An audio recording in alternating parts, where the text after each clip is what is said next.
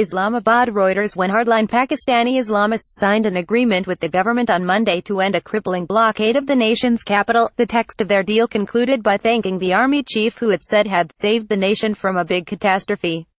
A police prison van, destroyed during clashes, is cleared from the road a day after the TehrikeLabaik Pakistan Islamist political party called off nationwide protests in Islamabad, Pakistan, November 28, 2017.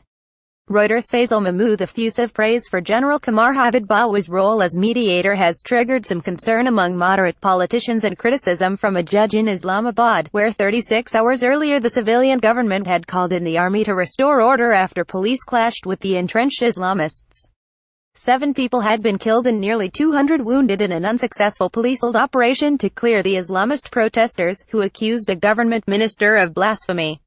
Instead of sending in troops, General Bajwa requested a meeting with Prime Minister Shahid Khaki Abbasi on Sunday. The next day, the government capitulated and met most of the Islamists' demands, including the resignation of Law Minister Zahid Hamid, who stood down. A High Court judge issued an order on Monday demanding the government explain why the military had helped negotiate the deal. Judge Shaukat Aziz Siddiqui said the army appeared to be overstepping its constitutional role, which requires it to act in aid of civilian government when called upon to do so. Critics worry the military may be meddling in politics, always a concern in a country where the army has repeatedly seized power rather than simply following the orders of the civilian administration. The job of the military is to be subservient to the government's orders, said political analyst Zahid Hussain. The military's role as facilitator has raised many questions. A ruling party spokesman said the army and government had acted in consultation and said the army did not balk at government orders. No evidence has emerged to contradict that account. The military itself did not respond to repeated requests for comment. Zahid said he was resigning to take the country out of a crisis-like situation, according to state-run news channel PTV. Alarming TehrikeLabaik, a recently formed ultra-religious party that has made punishing blasphemy its main campaign rallying cry, had blocked main roads into Islamabad for nearly 3 weeks, demanding Law Minister Hamid's removal. It blamed the minister for a tweak in the wording in an electoral law that changed a religious oath proclaiming Muhammad the last prophet of Islam to the words "I believe," a change the party says amounts to blasphemy. The government put the issue down to a clerical error and swiftly changed the language back. Insulting Islam's prophet is punishable by death under Pakistani law, and blasphemy accusations stir such emotions that they are almost impossible to defend against. Traffic is seen near the Faizabad junction a day after the TehrikeLabaik Pakistan Islamist political party called off nationwide protests in Islamabad, Pakistan, November 28, 2017. REUTERSFaisal Mah. Last week, the Islamabad High Court had ordered the government to remove the protesters, but not to use firearms. A clearing operation on Saturday quickly descended into chaos, with protesters armed with iron rods and stones battling police to a standstill and scores on each side hospitalized, after which the government called in the army.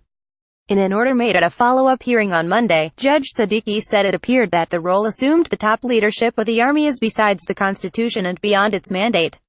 The judge said it was alarming that Major General Faiz Hamid had signed the agreement as a mediator. Hamid is a senior member of the powerful Inter-Services Intelligence Agency, in charge of counter-terrorism, 2 senior military officials confirmed. Ruling party official Janet Chakzai confirmed that Prime Minister Shahid Khaki Abbasi and Army Chief General Bajwa had met on Sunday, but said the process was consultative and it did not constitute the military questioning orders. The army suggested the government resolve it through negotiations, Chakzai said, adding that the government, after deliberations, directed the Interior Ministry to meet the protesters' demands to avert further violence.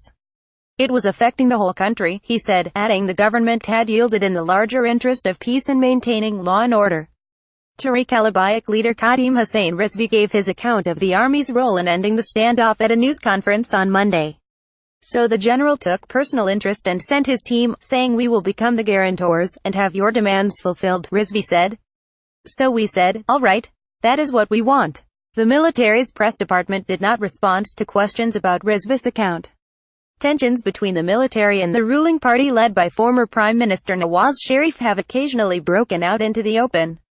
Sharif had last year rejected a plan put forward by the army to main some hardline Islamist groups into politics, government sources have previously told Reuters, including a forerunner of TehrikeLabaik. The Islamist party has denied it has any links to the army and the military declined at the time to comment on the report. Additional reporting by Drazen Georgic, writing by Kay Johnson, editing by Alex Richards. Standards. The Thomson Reuters Trust Principles.